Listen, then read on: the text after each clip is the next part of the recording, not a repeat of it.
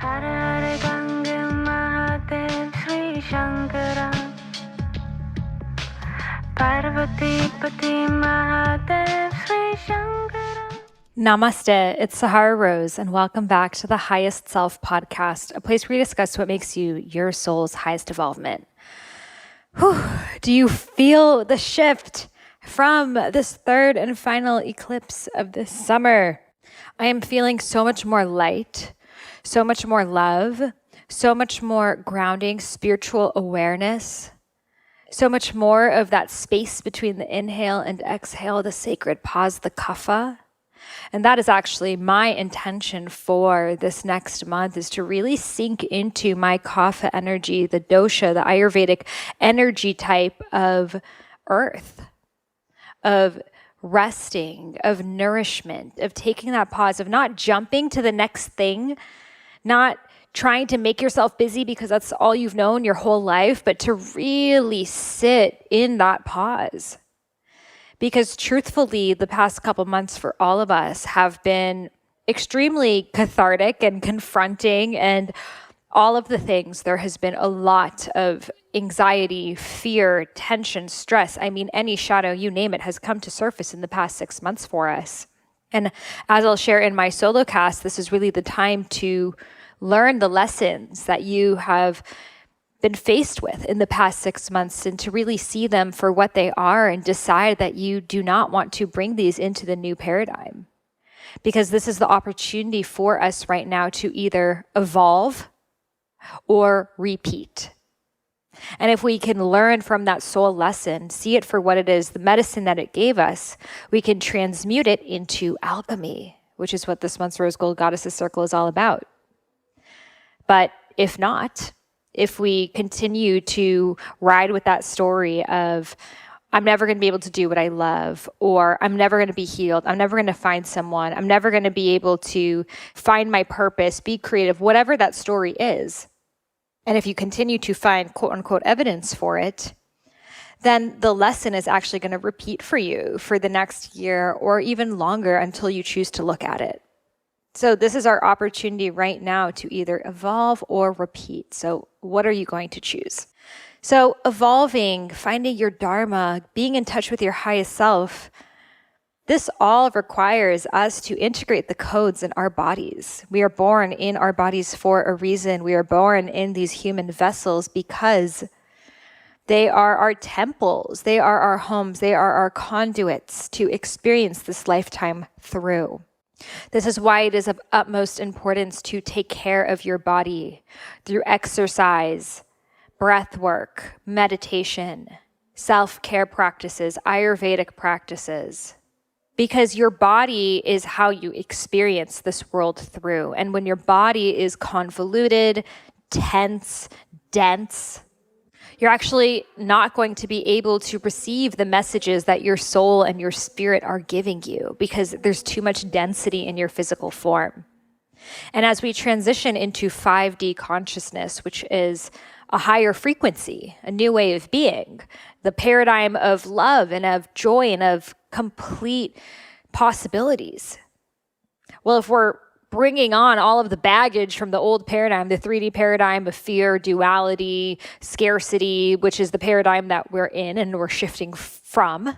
But if we don't remove the residue from our bodies, we're actually going to be stuck with it and we're not going to move forward. It's like moving into a new home, but bringing all of the things from your old home. Even if you buy all the new furniture for your new home, you still have your old couch, your old table, your old bed, your old rug that's still dusty and dirty.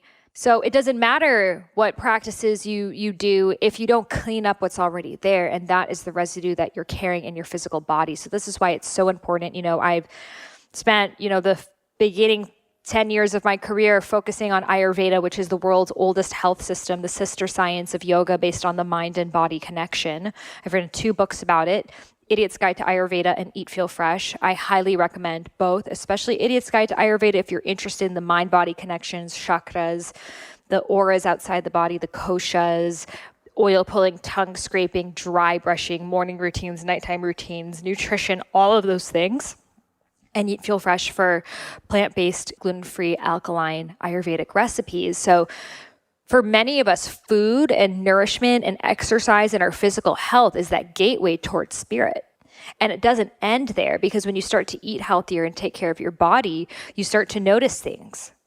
You naturally become more intuitive. You're not even trying necessarily. It just naturally arises. So maybe you were doing a lot of yoga and then you start to become interested in the other aspects of yoga. Or maybe it was from going vegan, or maybe it was from running for a triathlon or something else that required to look at maybe your drinking patterns or smoking or eating sugar or emotional eating. And that triggered this entire awakening that you're experiencing right now. So this is why it's so important that we constantly go back to square one of our physical bodies and what are they telling us? Because our physical body is the manifestation of our soul. And whatever is happening physically is happening spiritually, but we're actually seeing it in its most densest form in the 3D. So for example, if I am holding on to a lot of energy that I'm not able to process, I'm going to get bloated because I'm not able to move that energy through my solar plexus. If I'm having different hormonal issues, that's going to be directly related to, of course, my sex drive, but also my creativity, abundance, and pleasure, which are also related to the sacral chakra. So this is why it's of utmost importance to understand the mind-body connection, Ayurveda, and all other forms of mind-body medicine, to integrate the codes that your body is telling you and to see them as the messages as they are. And then when you see that your body is always communicating with you to tell you what the pathway is for yourself spiritually, then you start to notice, instead of trying to medicate or ignore what your body is saying, or, how do I just get rid of the bloating? It's, well, what energy am I not processing? What am I stuck with? What am I holding on to? If I'm feeling tired all the time, where do I not have emotional boundaries? If I'm feeling lethargic, maybe it's not the dairy. It could be, but also maybe you're holding on to a lot of people's energy. So we start to see that it's so much more than just calories in, calories out. It's so much more than just exercise more, exercise less. It's psychosomatic. It is the full body approach. So I'm obviously very passionate about this, and I'm always looking for the top experts in mind, body, medicine, energy healing, etc., to interview on Highest Self podcast. And I recently watched the Goop Lab show on Netflix. Some of you may have seen it. Goop is Gwenyth Paltrow's wellness brand, and they have a show on Netflix, which I really loved. And it was talking about different forms of healing. And there was one episode where they were really diving into this form of energy healing. You may have seen it with Dr. John Amaral.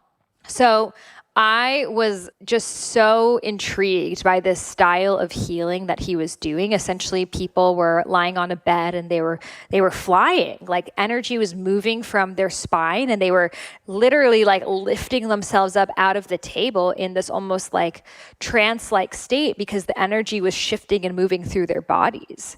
So we all have the ability to do this, but when you move out the densities and stuckness and in your body, you're actually able to let the Kundalini energy move through you, and your body becomes this free vessel.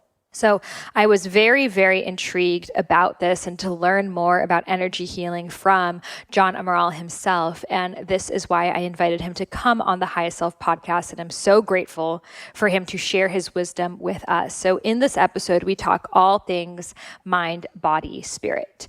We speak about different exercise types for different bodies. We talk about how our forms, our physical forms, are a manifestation of our souls. We speak about common questions people have, hormonal imbalances, how to deal with stress, how to deal with anxiety, how to deal with overwhelm.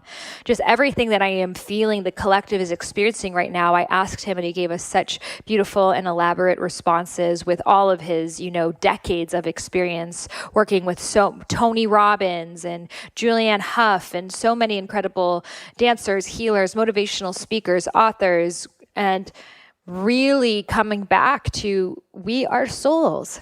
We are souls in these physical bodies, and we can't ignore that. He started himself as a chiropractor and shifted to his energy flow formula because he realized that we're so much more than just these physical vessels, and we really dive into that in this episode.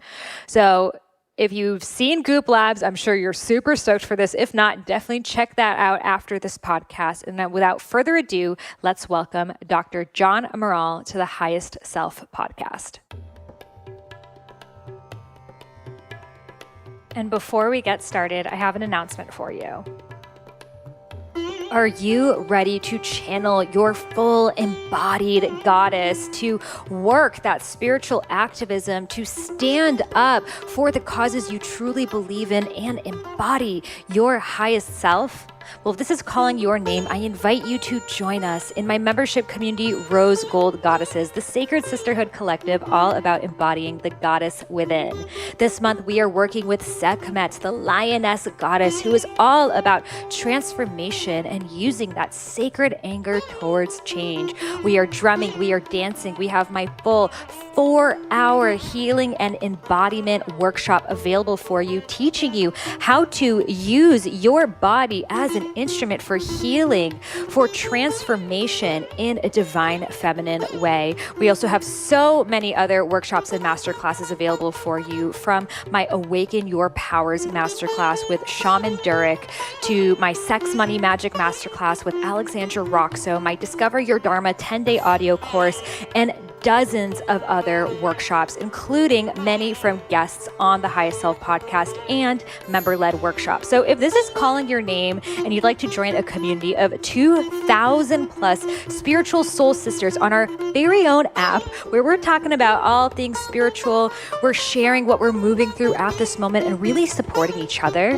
then I invite you to join us at Rose Gold Goddesses. It is rosegoldgoddesses.com. The link is in the show notes, and I'm so excited to meet you inside. Welcome, John, to the Highest Self podcast. It's so great to have you here. Hi, Sahara. It's nice to be here. The first question I'd love to ask you is, what makes you your highest self? My experience is that my highest self is always available. And I think what makes me my highest self is when I shut off all the conditioning and all the noise and all of that, which is kind of in the way. It's like a dirty windshield that I'm wiping away, that which distorts what just is at the most high essence level. So I think what makes me my highest self is not what I do or anything that I could possibly do in this 3D world. It's what's already there that I just have to truly remember and find. I love that. It is always there for us. And it's just removing all of those blockages that we hold on to that make us forget. And you are so adept at helping us remove that from our physical bodies. So a lot of us right now are feeling in fear. We're feeling defensive. We're feeling like we're going to get it wrong. Victimhood, all of the shadows are coming up and our bodies are feeling really tense. So can you share with us kind of what you are seeing for the collective and how it's manifesting in our physical bodies? Yeah, we're in an intense time because there's an awareness that has come to the forefront. It's something that has been going on. It's something that we've known about, but now the light is being shined on one of those places that we've kind of ignored or avoided for many people. And so the collective, there was already the COVID pandemic going on, so there was already confusion and financial concern for people. There's a concern about health and am I going to be okay? How bad is this? And then you add to this now this situation that's happening in our country around justice and equality and social justice. And so what I feel in the collective is that there's a heaviness and a density, but at the same time, there's an incredible possibility because the structure that's been there, there are like cracks in the structure, and this light is starting to shine in. And when the light shines in, the light of truth, the light of goodness, the light of just kind of possibility, it starts breaking up the existing stories and the beliefs and all of the places that have been in the shadows. And so there's this shadow aspect that's being sort of revealed. We're being asked to and many times faced with looking at some of the places that we've avoided. There's uncertainty and there's intensity. There's polarity, a highly charged and polarized environment. So there's a lot happening on a lot of levels. And so to be in this and at the same time continue to connect to and remember that which is spacious and free and possible for ourselves and our lives and for others, it takes a practice, it takes tools, it takes commitment. To not get dragged into the heavy density polarizing charge of it all. but at the same time weave in and out of it and actually be able to be productive and be adding value and be open and receptive. It's taking a lot of self-awareness, and it's taking a lot of conscious action right now.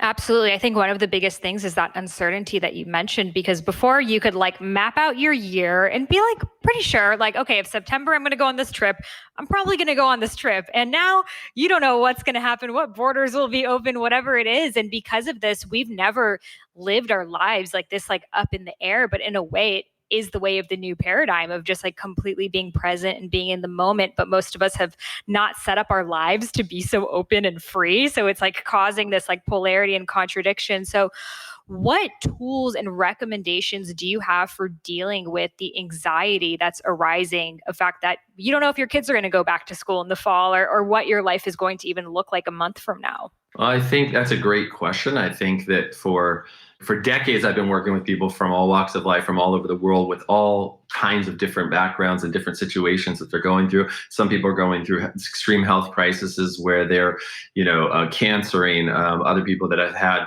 literally lost limbs or had spinal cord injuries or, been partially paralyzed. People that have had, severe abuse situations and traumas and gunshot wounds, all kinds of things that I've, come across. And so one of the things that I've found is that we have a need for certainty for sure in our lives, and to feel like there's a stability and that everything's going to be okay. But that there's a foundational need for that, like survival elements have to be there. At the same time, there is a high need to feel safe and in control for people. And the more you need to be in control or the illusion of control of your circumstances, the more anxiety you get when you can't control them. And the truth is we can't ever control the external circumstances. We can interact with, we can, shift our own internal being, which shifts the world out there. There's a tremendous amount of actually process that we can do, but we cannot control the global events that are happening around us. So I think right now, the tools that are most critical are the ones that help us find more peace and find more safety and security in the uncertainty. So how do we navigate, and we could talk about this and go into some specific things, but how do we go about our lives when it feels very uncertain? What are we going to do? What is the environment for the economics? What's going to happen in the world? What's going to happen? Is there going to be there? So we could just stack all of these uncertainties, and it leaves us in a very vigilant, like protective fight or flight state. And we can have the same amount of uncertainty going on and the same amount of chaos going on all around us. And we can actually feel centered. We can feel at peace, and we can feel like we can move in all different directions if we're cultivating our bodies, our minds, and our connection to something higher, source or spirit or divine, whatever you want to call it. We can actually create an environment that allows us to be flexible and adaptable no matter what's happening. And this time is giving us an opportunity to do that at a very accelerated pace because it's necessary right now. Or you will go into reaction, you'll check out of your body, you'll go into avoidance strategies or addictions. You'll do something to not feel because it's so intense, and it's not just an individual thing. It is collective. We are all in it, and it isn't. You can't separate yourself out as like you're like one tiny, atom of H2O, a molecule of H2O in the middle of the ocean. It's like you can't separate yourself out from the collective energy that's happening around us. But you can experience it, move with it, and then actually stay in a way peace and flow throughout. So what can we do when we feel ourselves just going into that fear spiral to come back into our bodies in the present moment? So there are some components of navigating our inner world and our physiology.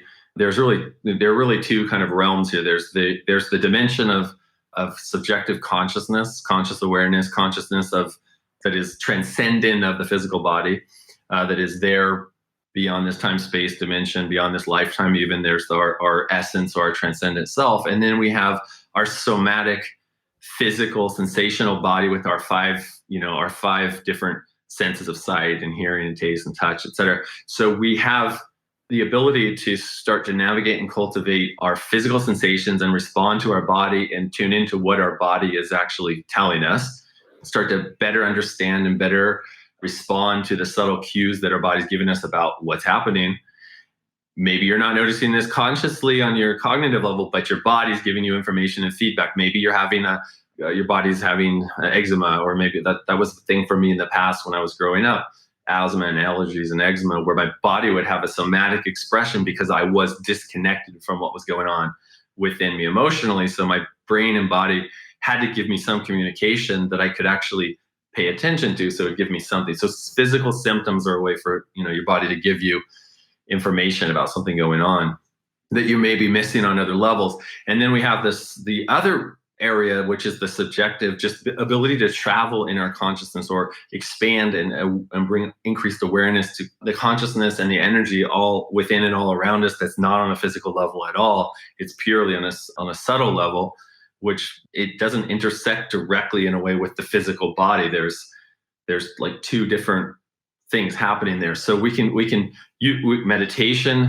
and especially meditation, it's been used for thousands and thousands of years to begin to become aware of that which transcends the physical and begin to cultivate and expand our awareness in that realm. And then there are the practices of working with the body and intersecting with those are your breath, the flow of energy in your body, the movement patterns that are going on with your body, and your focused awareness on your body. That's a whole nother area. And these are they mesh together, but they're two different sort of pillars of how we need to approach our being. And both are critically important. Some people they meditate regularly, they eat right, they exercise, they do quote all the right things, but they have a very low awareness and feedback of their body and the sensations that their body's giving them. And they override it and they push through, and maybe they do yoga regularly as a physical practice, but they're not connected on the sensations and feedback. And so they're kind of just checked out of their body, even though they use their body a lot. And then there are people that are very tuned in and connected to their body. Maybe they have a fitness regimen, they eat well, they really focus on the three-dimensional sort of body aspects of things, but they don't have a practice of cultivating the inner experience of traveling in their consciousness and expanding, which is more on the meditative side. So the goal or objective is to be an integrated human being, is to actually be developing both of those. And so there needs to be a practice of some kind of meditation and expanding that kind of awareness. And there need to be practices of how we connect to and connect to and experience our body and its feedback. So can you share with us some of the energy flow formula and any practices that we can do of that to ourselves at home, possibly? Yeah, one of the things that I did when the Netflix show with Gwenyth Paltrow, the Goop Lab show, came out, and I had a lot of exposure on that to people from all around the world, reaching out and saying, like, what can I do? What can I do? Is I created a free 7-day course, basically, which is like called the Fight or Flight to Flow Challenge. So anybody can go on my website, johnamaral.com. They can just sign up and take that. You have 10 days to go through the 7-day challenge.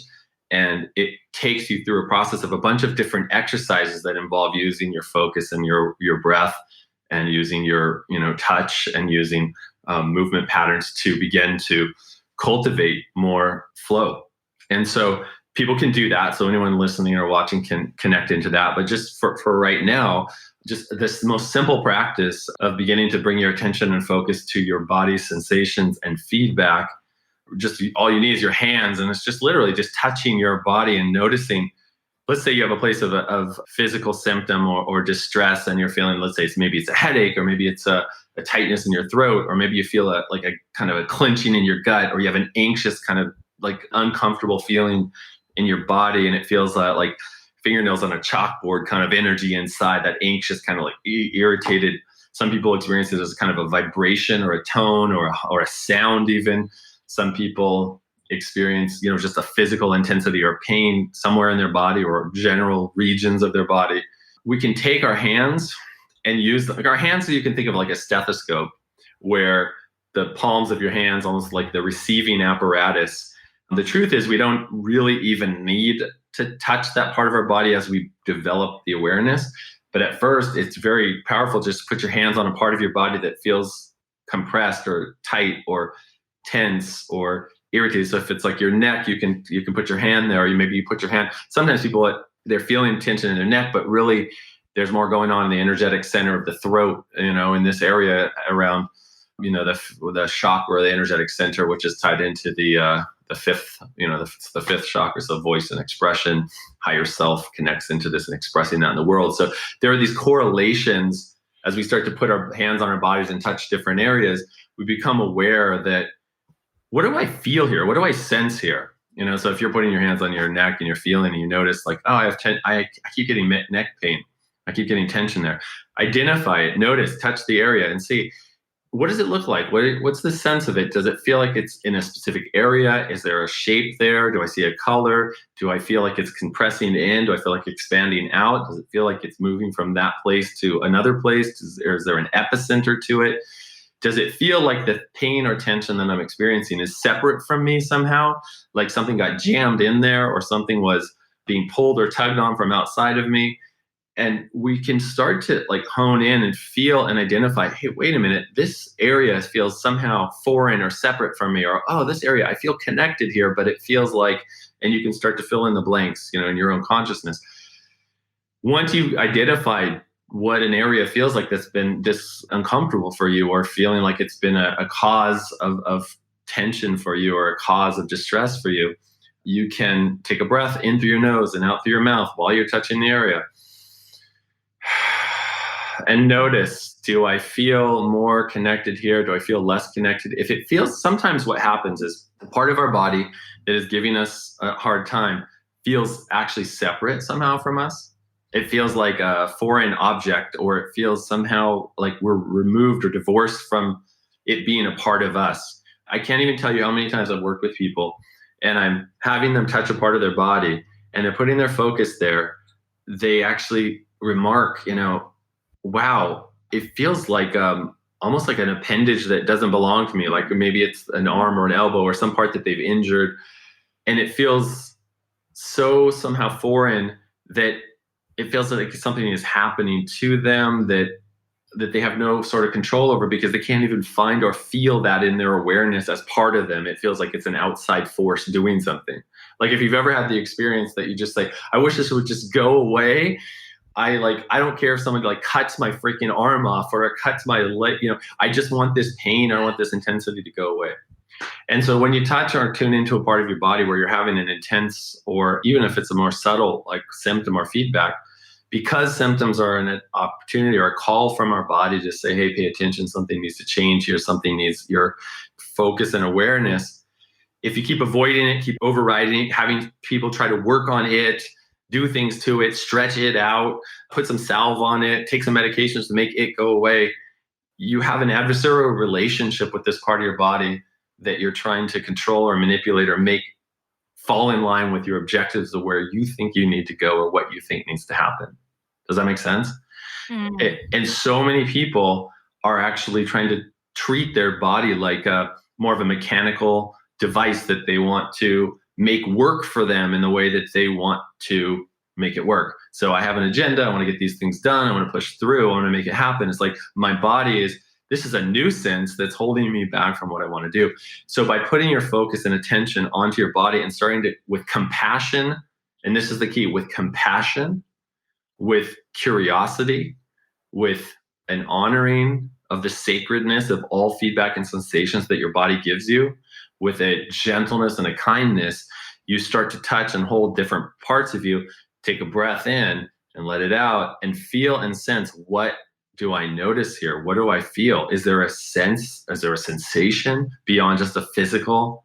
If I go into that, what feels like pain, or if I draw myself out and I look at it from outside my body as if I'm visiting from outside and actually see or feel that area, what do I notice there?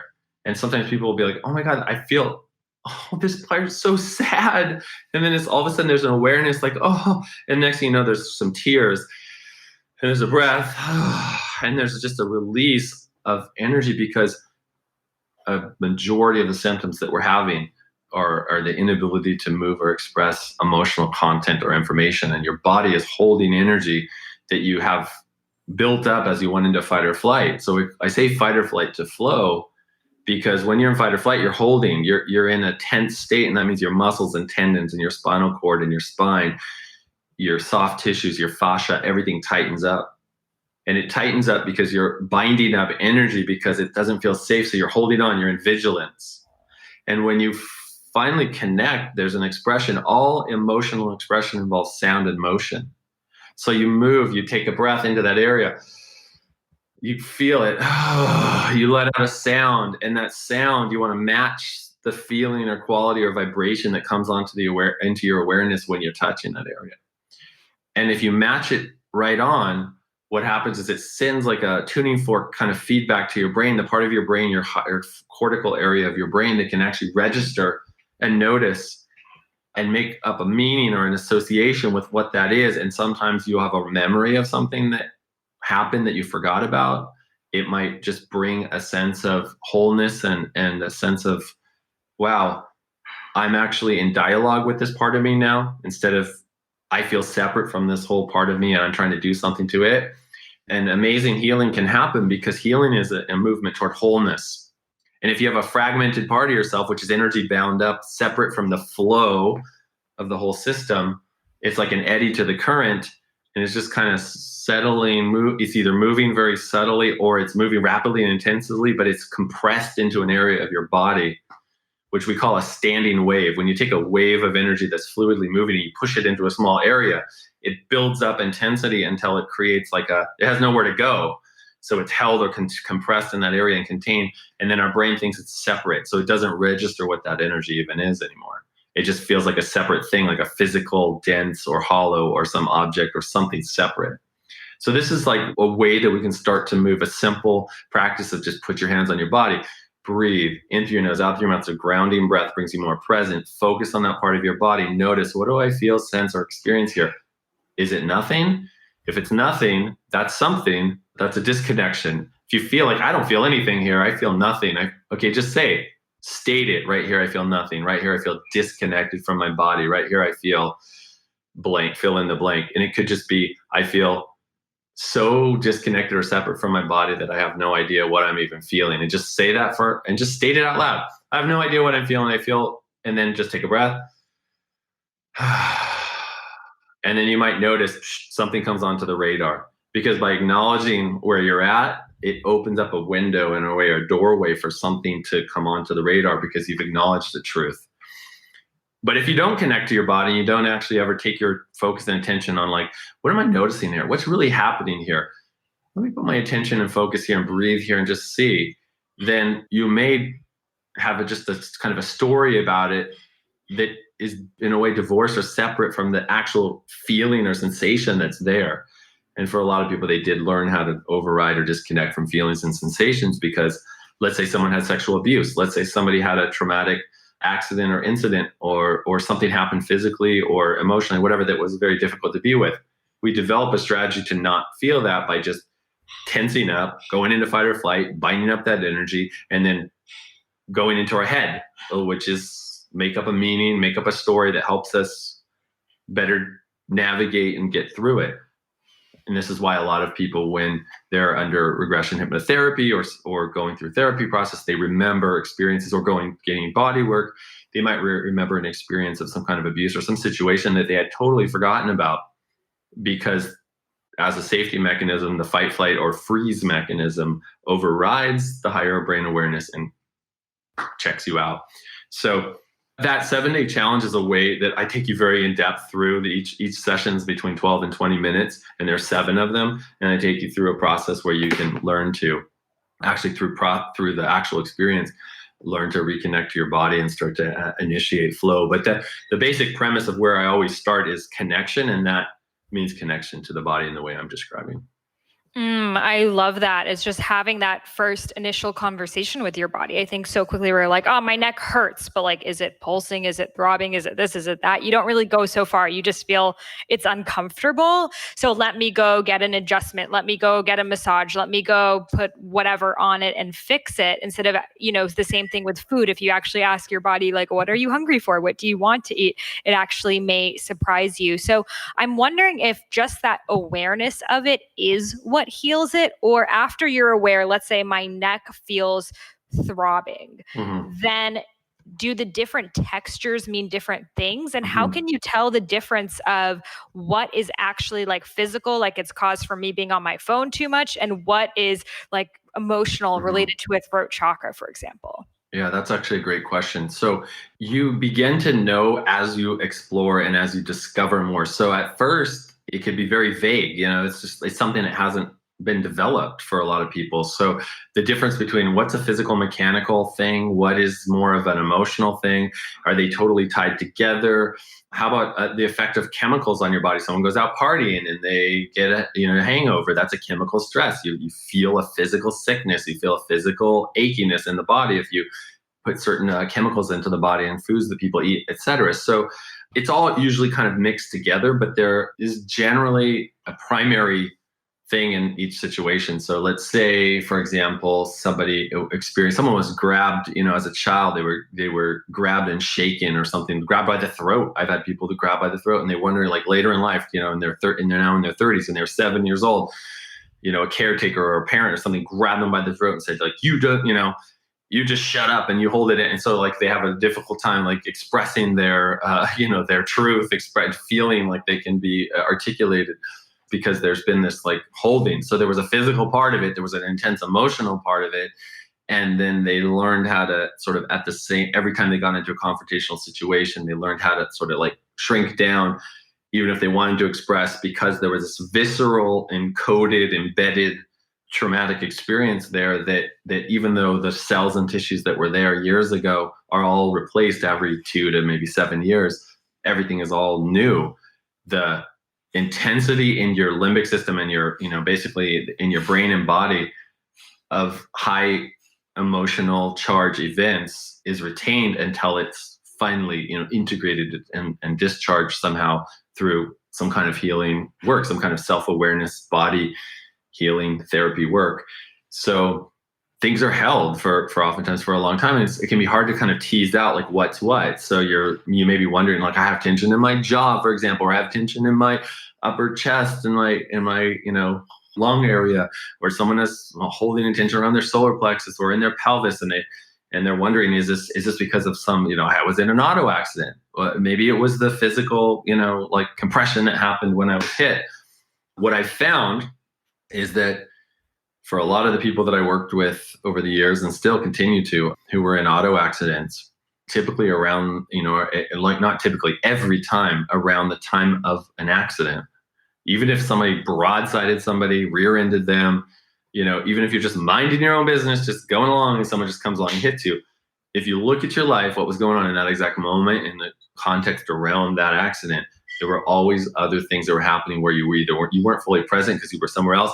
You might have peeled out of the driveway and taken off, and you were just in a fight with a partner or something, and there was high emotional charge, and then somebody like ran into you, or you ran into someone else, and there's all this entangled stuff going on around what seemed like just a physical thing, and people think, well, the disc was herniated or ruptured. And it's usually the C5 and 6 area in the lower neck area when auto accidents and whiplashes happen many times, especially rear end accidents.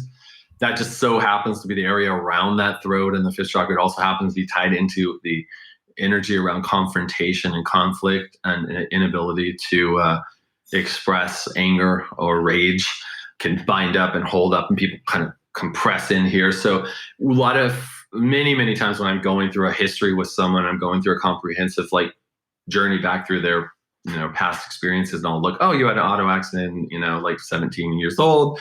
And they just kind of put that on their mild. And then I'm like, well, what happened? They were like, well, I was going like 55 miles an hour and, I walked out of it, didn't have any injuries, but the car was totaled. That wasn't mild. Okay, first of all.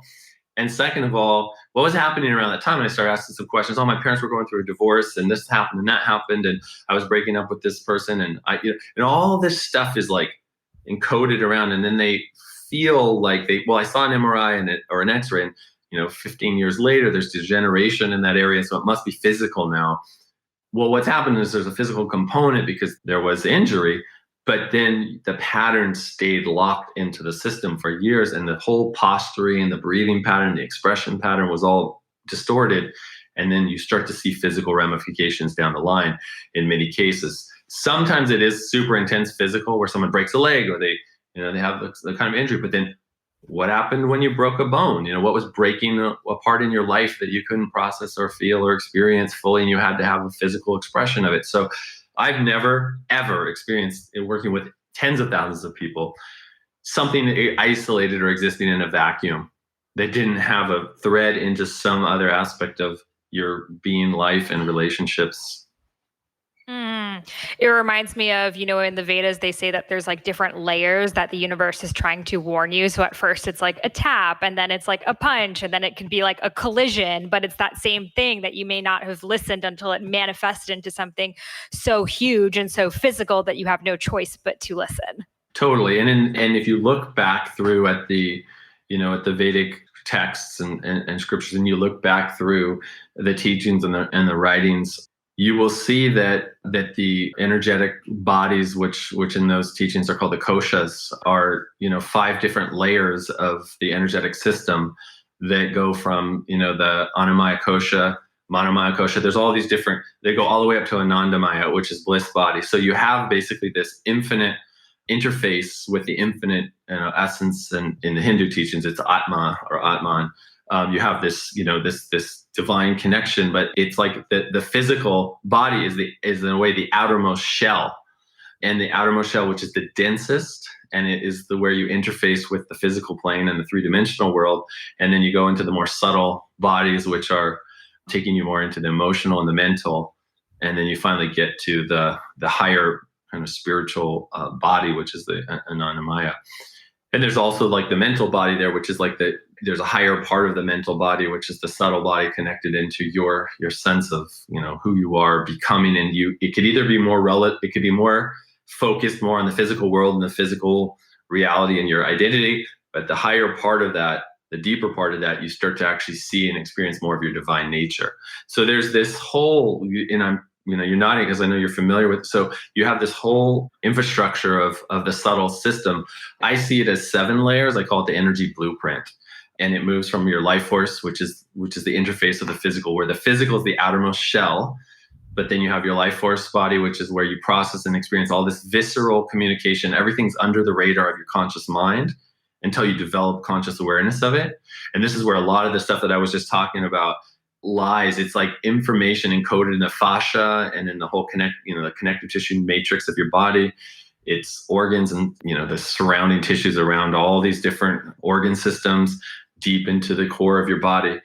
And then you have your emotional body, your mental body, and you go into like your relational body, which ties more into your heart. These go up through the chakra system as well. So each one is related to a higher chakra. You get into this area that ties into the higher mind.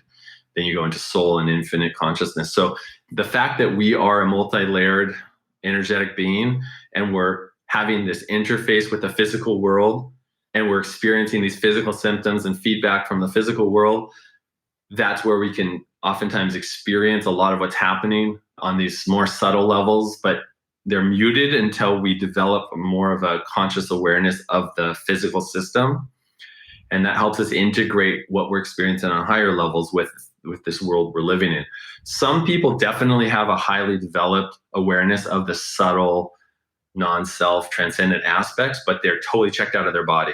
Some people, like I was saying at the very beginning of the conversation, are totally checked into this like Manomaya kosha and these lower like subtle bodies, or the life force energy or the emotional body. They're very connected in there, but they're totally checked out of a higher, deeper, more transcendent state. The idea, and this goes back to people like Sri Aurobindo, who was the developer of integral yoga, a brilliant philosopher and a very awakened consciousness being. You have people like that brought really the transitioning from, he grew up in India, went to the UK, went from the UK back to India, and brought Eastern and Western together. And I definitely approach more like that. I want to know the Western, I want to know all the scientific, like what's happening on the physiological and physical basis, and what is the science. I want to know the quantum and all the most recent physics. And I also want to know what are the practices and what are the ancient or spiritual practices that have been around for thousands and thousands and thousands of years, and how do we bring those together? I know this episode is good, but so is this sponsor. Are you that person that all your friends and family members come to when they need wellness advice? Are you constantly looking up new ways to heal and balance your mind, body, and spirit, including listening to this podcast? Well, have you ever considered having a career becoming a holistic health coach where you get to decide your own hours, work with people, tackling the subjects that you are the most passionate about, and having financial freedom along the way? Well, I'm so excited to be teaming up with my very own alma mater, Institute for Integrative Nutrition, to offer their biggest discount yet. You'll receive $2,250 off tuition, an extra bonus that they're offering just with my Highest Self podcast listeners on how to launch your dream book. This course is going to get you super clear on what your book is about and how to bring it out into the world. I've created a webinar for you on how to have a thriving business as a health coach. So using social media, creating passive income, how to have a wait list of clients and become the best known coach in your niche with raving testimonials. Tickets to a live upcoming IIN conference where I will be meeting you over there. Super excited to connect. And a bundle of all digital wellness guides like Ayurveda, self-love, whole food eating, etc. So all you have to do is head over to my show notes. You'll see the link over there. It's a little bit.ly link. It'll take you right there. You'll be able to receive a sample class, check out the curriculum, get all your questions answered. And I'm so excited to have you on this mission, raising the vibration of the planet together as a health coach. Again, head over to my show notes. You'll see the link right there, and I'll see you inside. And I think a lot of people struggle with finding the right practice because something like yoga, you're not using weights. You're not necessarily like using as much cardio, but then something like weightlifting, which is very like Manamaya Kosha, doesn't have any of the spiritual stuff. So I feel like a lot of people struggle finding the right balance. What do you recommend for that in terms of our daily exercise, mind-body practice? I think that the most critical thing is connection first. So are you aware of what your body needs and wants? And are you connected to the rhythms and cycles and are you in sync with your body? Do you really truly need to rest and you want to push through because you have a concept that if I don't do this, I'm not going to look a certain way and then I'm going to XYZ, and you can go down the rabbit hole of total suffering because of self-worth and all these things? Or is it like, does it feed my soul and my being to energize myself in this way, doing these practices? And this is where you have to explore. Certainly you can do a yoga practice where you can just do the postures, and do it for more of a physical stretch and for an experience of more, physical balance and to feel more just at ease in your body. But that doesn't mean you're doing a holistic practice, that it really is integrated. And so you can lift weights and you can do it precisely to develop certain muscles so you can look a certain way, but you can be kind of disconnected from what your body really needs there and what practices would actually serve you the best. So what I found is that people are so different, and everyone's got their own, they really got their unique blueprint, and you have to find what supports you. I find that some weightlifting or using some kind of bands or resistance training is really helpful for a lot of people, for most people, in combination with some kind of like stretching, elongating motion. So whether you're doing I think Pilates is a great, or Pilates-based motion is great for core strengthening. I think yoga, all different types of yoga are amazing. I find that some kind of explosive training where you're jumping or you're using some kind of expression that moves like dance is fantastic. I know that Julianne Hough, who's been a really long time, actually now friend of mine, and we worked together to help and I kind of guided and helped in the process of which she created her Kinergy work.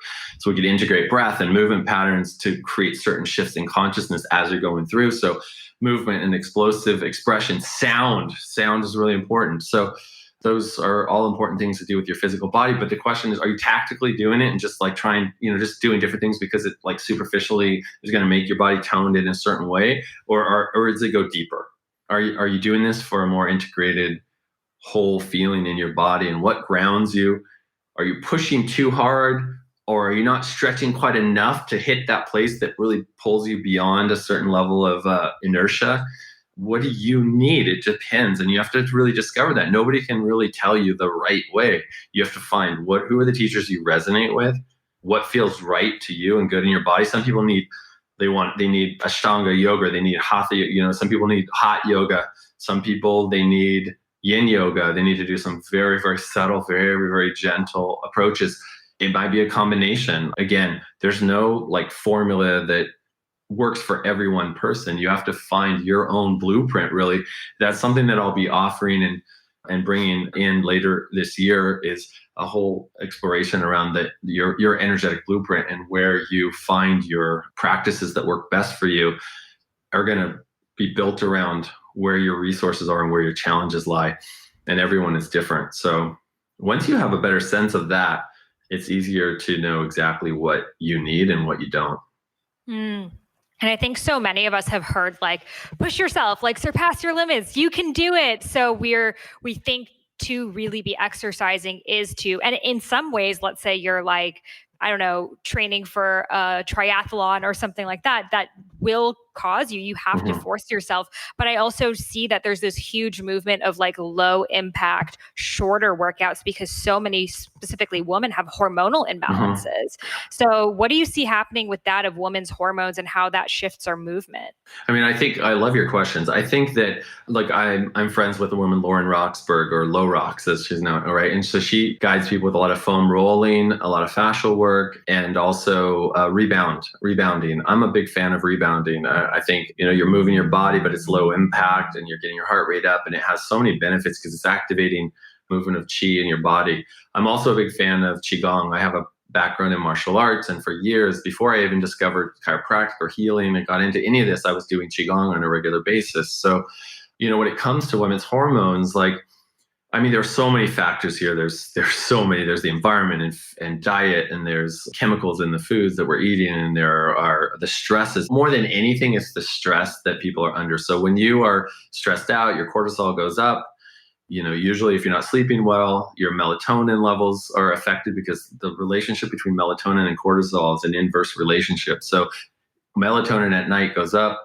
It's tied into repair, tissue repair, and dealing with antioxidants in your body and oxidation levels and stuff. So if cortisol doesn't drop down and melatonin doesn't go up, it's difficult for your body to repair and recover. So that's one thing.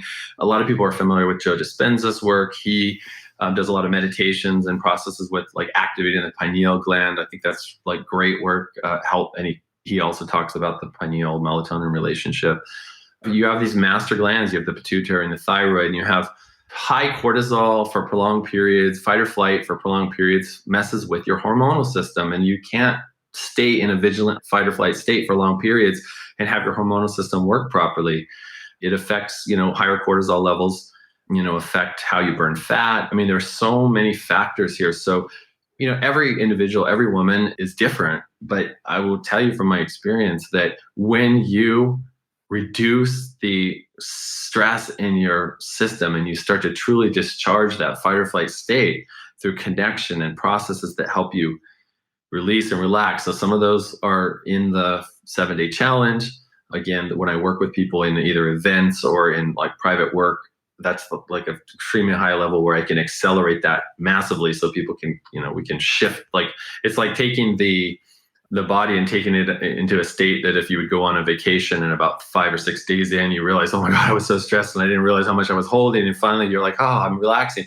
We can create that in 20 minutes and just completely reset that whole fight or flight system in the body. And suddenly, there's this big release and the whole hormonal system shifts and changes. Now, I'm not saying that that's the cure for hormones. It's just, we know that one of the biggest factors in every single condition that you might be experiencing is your level of stress. And it's not necessarily just your stress because of what's going on in your life.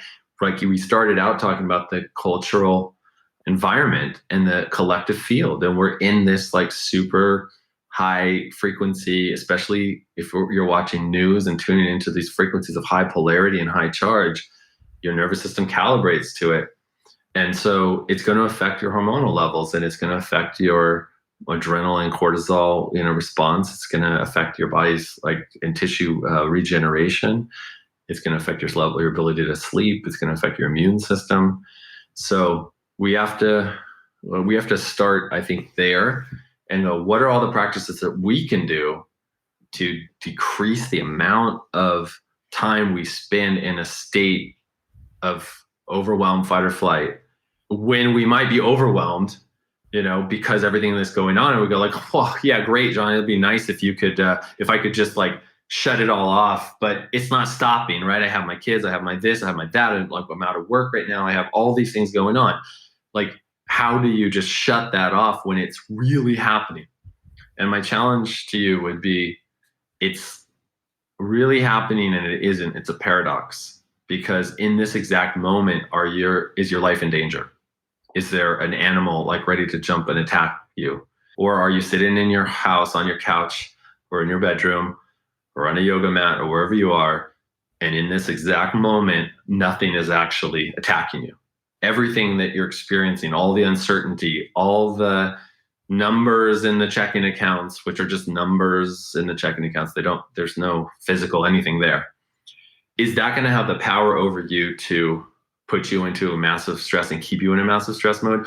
Or can you develop through awareness, through compassion and kindness, through breathing, through meditation, and through working with your body in a productive way, can you start to unhook the anchors and the triggers to this world out there that is illusory, that feels like it's really happening, but the majority of it is not even real, and then start to actually cultivate a sense of peace and a sense of groundedness and a sense of centeredness in the midst of all of it, and be the sort of the eye of the storm or eye of the hurricane.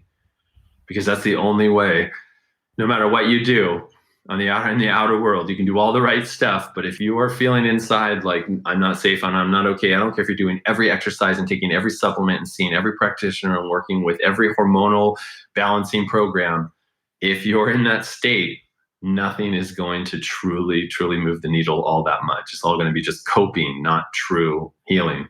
And so that you have to do yourself, and you have to make the changes you have to make in your life and in your body that nobody can do for you.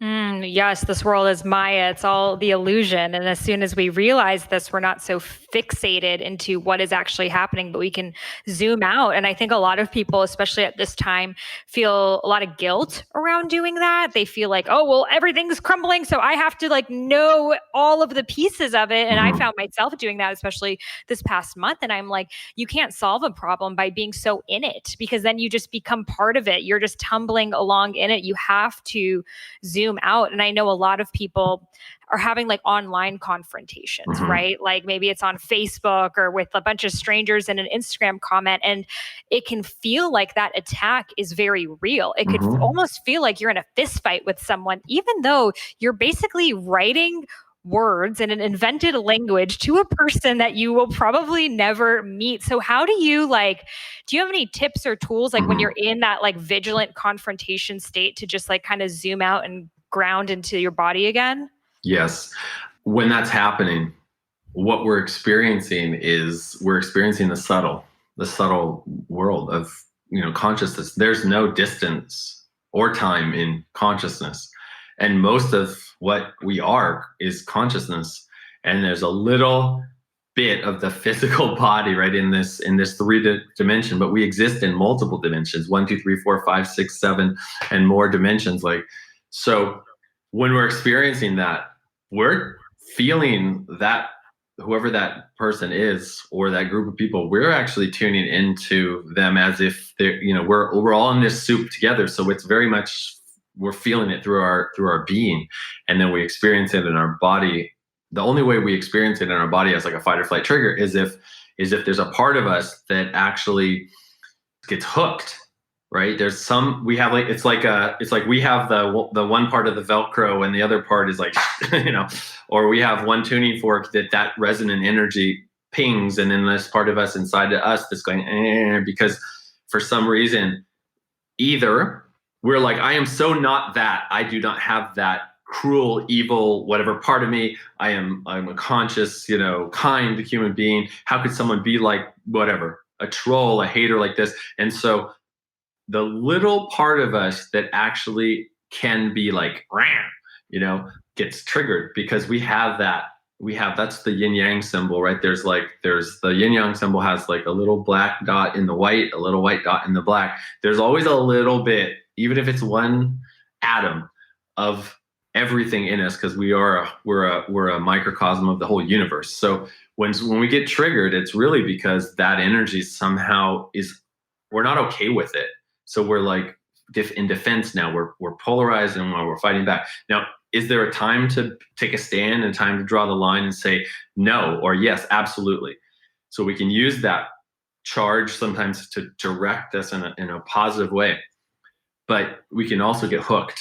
And I think what you're describing is when it becomes so real, your whole physiology is viscerally hooked in, and you're like, and you're processing it, and you're in your mind of it. It's like you're chewing on it. You're like, how should I respond to this? And that whole thing, and it's like now consuming you. And now, how do you unhook yourself from this experience? How do you like kind of pull out of it? Well, one is to use the same strategy I was talking about earlier, is like actually touching your body and feeling where you're hooked. Where are you triggered? What actual location? Is it in your heart, chest, solar plexus area? Is it in your gut, in your pelvis? Is it in your throat? Is it in your head? Put your hands there. Breathe. Make this sound like, oh, allow yourself to fully express the sound of that charge. What happens is people are like, okay, I'm above all this. Meanwhile, you're getting hooked into it. So you're in here like this fighting, but part of you is like, I'm greater than all of this. I am better than this. And let's kind of pretend that I'm looking at it from a greater than, I'm bigger than this. I'm more mature. I'm more evolved than this. And so now you're in this like internal battle, because part of you just wants to like, and just like go at it.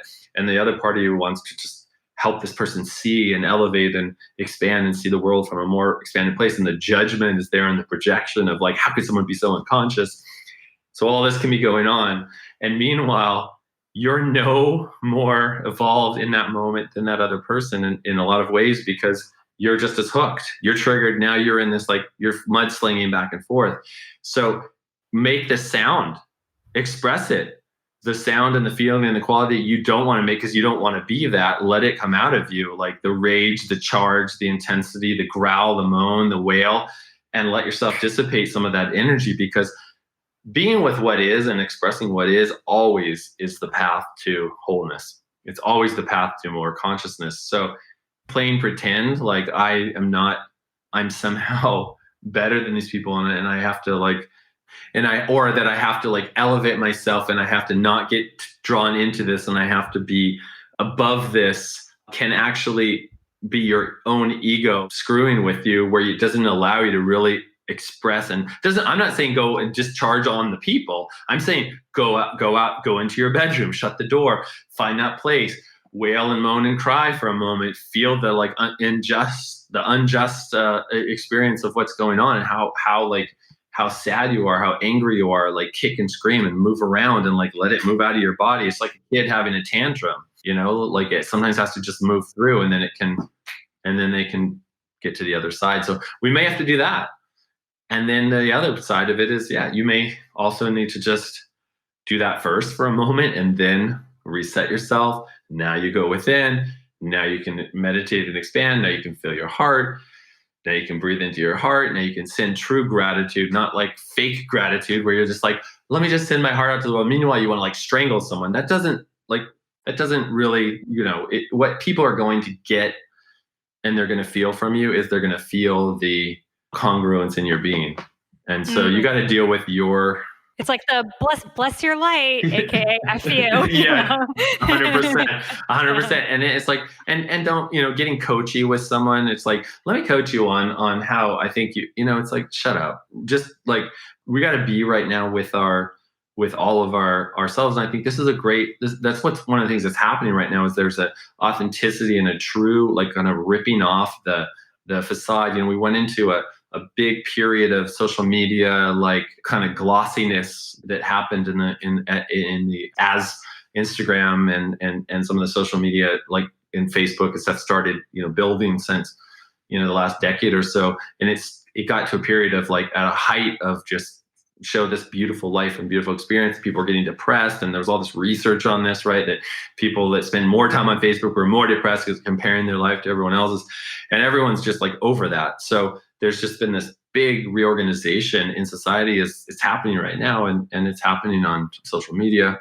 We just have to get real. We have to get, we have to be with the real experience that we're having and own it and learn more about it and learn more about where our charges are and where our triggers are. We have to learn more about where our biases are and really start, like unhooking.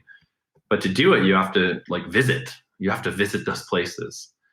And I think we have to start there, and then we can elevate and expand.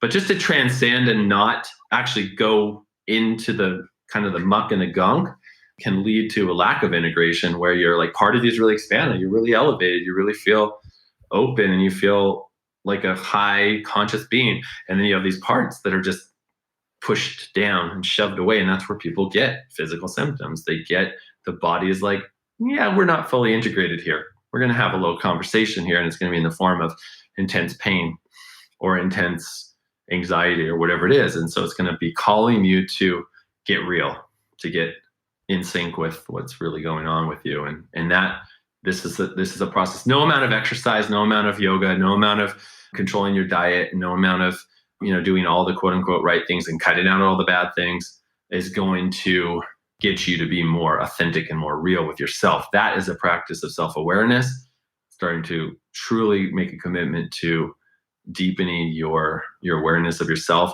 and then starting to transcend that self. And that's a spiritual journey.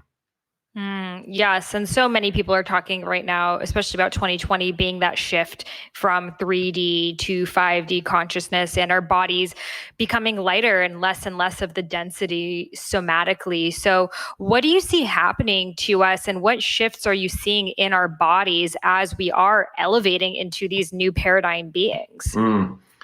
These are great questions, Sarah. These are really great questions. I see that people they're accelerated in how they're moving when I'm working with them personally, on the table with people, or in my workshops and events, and even in the courses. I have some online offerings that are tied to the back end of the 7-day challenge. So an opportunity for people to do this Discovering the Fundamentals of Energy program or Higher Heart and Brain Activation. I have a couple of different little kind of brief online courses.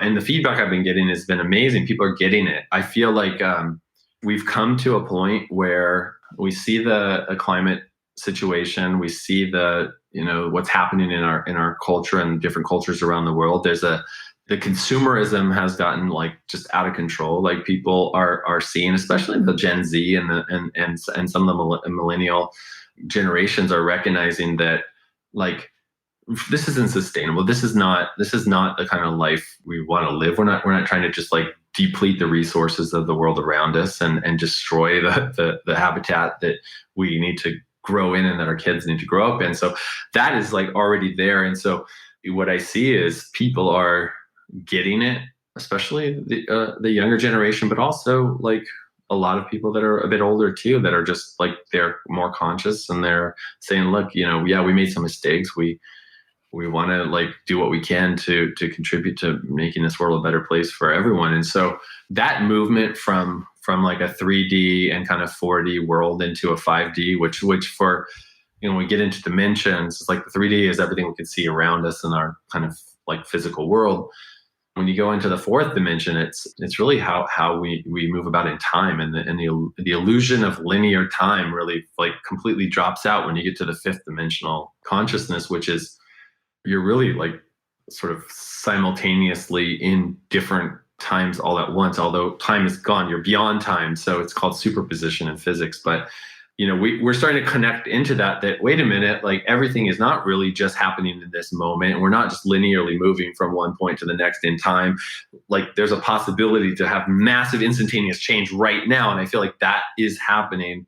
People are getting that, and people feel hey, wait, we can make a difference. We can actually make a shift right now that could very well change the course of the direction of where humanity is going. And I feel it's a critical time, and it's a necessary time for this kind of thinking, and for people to take action based on that awareness. And we can't shift into that awareness if we're in fight or flight and we're just dealing with survival stuff that's right in front of us. So how do we, in the midst of a time when everything's going on that feels so intense and needs fight or flight reaction at times, how do we make sure that we don't stay in that so that we can access higher consciousness? And so this is the sort of dilemma and the challenge that everyone is going through right now. So when someone used to come into my office over 20 years ago, and I'd start working with them, we were in a different place. I mean, in just over, 2.5 decades that I've been working with people, we used to do a linear progression in most cases where it was like, okay, you're starting here, you have these things going on, this is what happened in the past, this is where we're going in the future. And I'd set out a whole timeline for them. We're going to do like 2 weeks, then 3 weeks, and I have a whole protocol.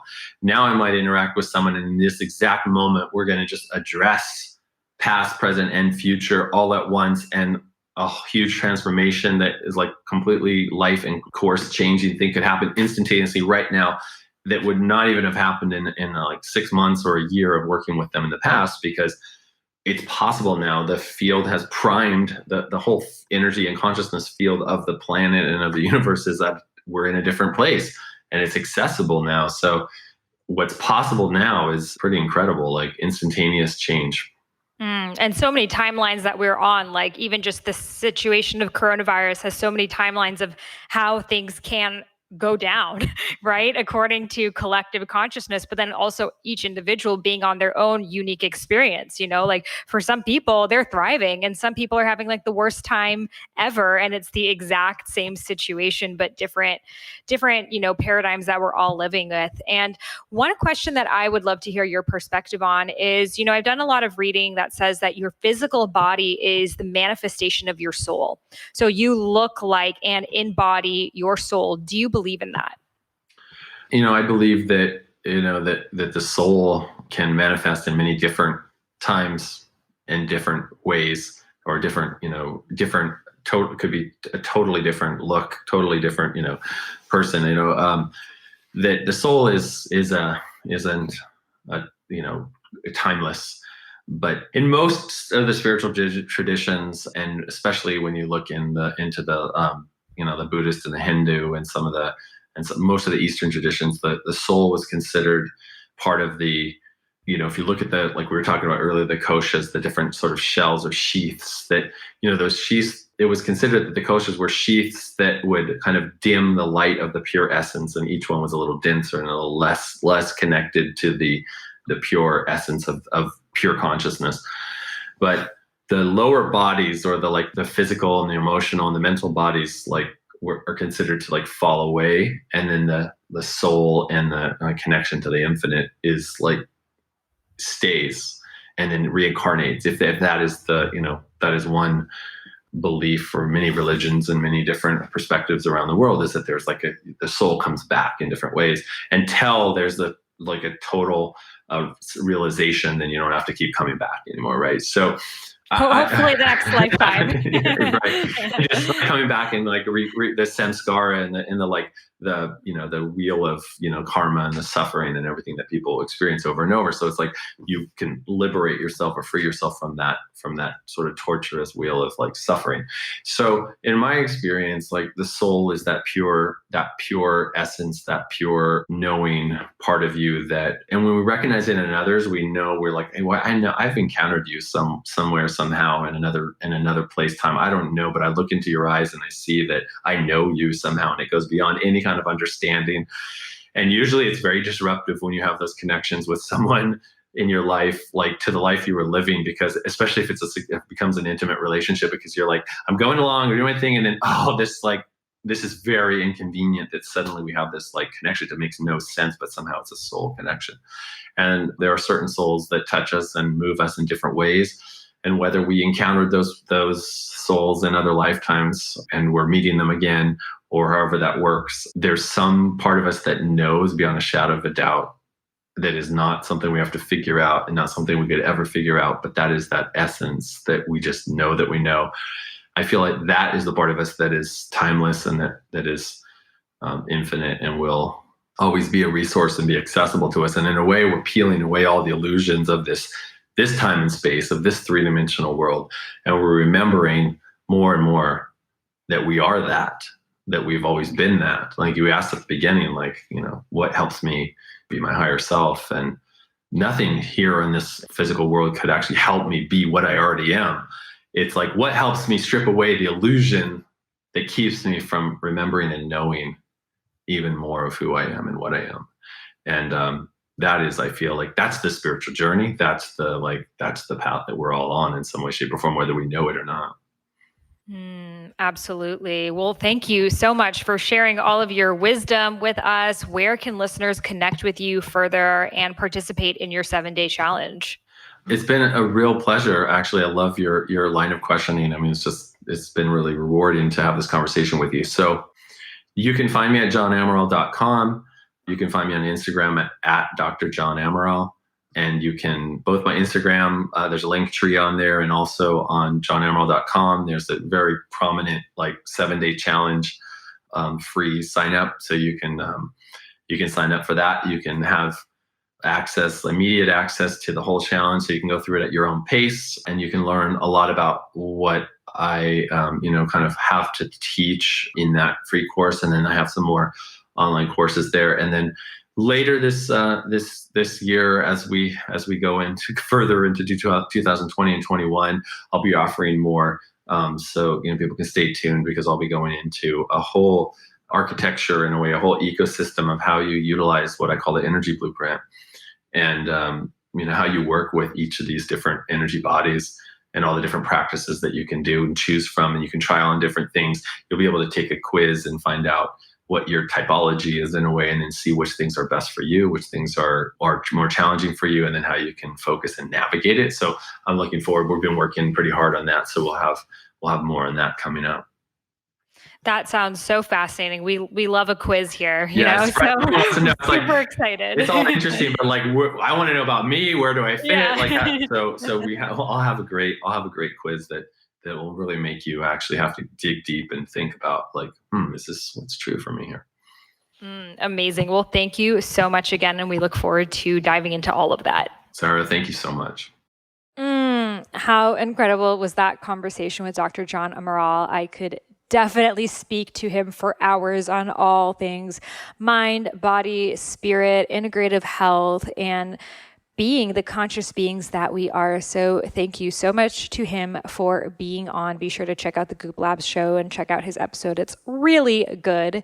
And remember to take care of your vessels, take care of your bodies. We are in the great void. We are in the space between two eras, two civilizations right now, and it's a lot to hold. So keep anchoring into your body, keep practicing self-care. In this month's Isis Circle in Rose Gold Goddesses, I guide you through the personal breathwork practice that I do every single day that has shifted my life so much, has helped me transmute so much and just get into such a high place, a high frequency that I've truly never been in before. And I'll guide you through that. Practices, journal prompts, meditations, everything. Plus we have access to all 10 other goddess circles that we have done, my healing and embodiment through dance workshop, my Awaken Your Powers masterclass with Shaman Durek, Discover Your Dharma 10-day course, dozens of workshops, expert guests, all of the things, and a community of 2,000 spiritual plus sisters waiting to connect with you, all available for you when you join us in Rose Gold Goddesses. It is rosegoldgoddesses.com. The link is in the show notes, and I'm so excited to meet you inside. If you loved this episode, I would love to send you a free gift, which is the first half of my unreleased book, Eat Right for Your Mind Body Type. This is a different book than Eat Feel Fresh, my first book ever, which is not released anywhere, and I am gifting it exclusively to those who leave a review of my podcast in the iTunes store. So all you got to do is head over to iTunes, where you may be listening to this podcast, and leave a review. Take a screenshot that you've left it and email it over to me at Sahara@eatfeelfresh.com. Again, that's Sahara, Sahara, at eatfeelfresh.com. And I will send you back the first half of my unreleased book, Eat Right for Your Mind Body Type, which goes all into Ayurveda, doshas, plant-based nutrition, body types, all of the things in a really fun and engaging way. So this is my gift to you for free for supporting the podcast. Every single review I personally read. It really helps the podcast be listened to by more people so we can raise the vibration of the planet together. And I am so grateful to have you on this journey. Thank you so much for listening, and I'll see you on the next episode. Namaste.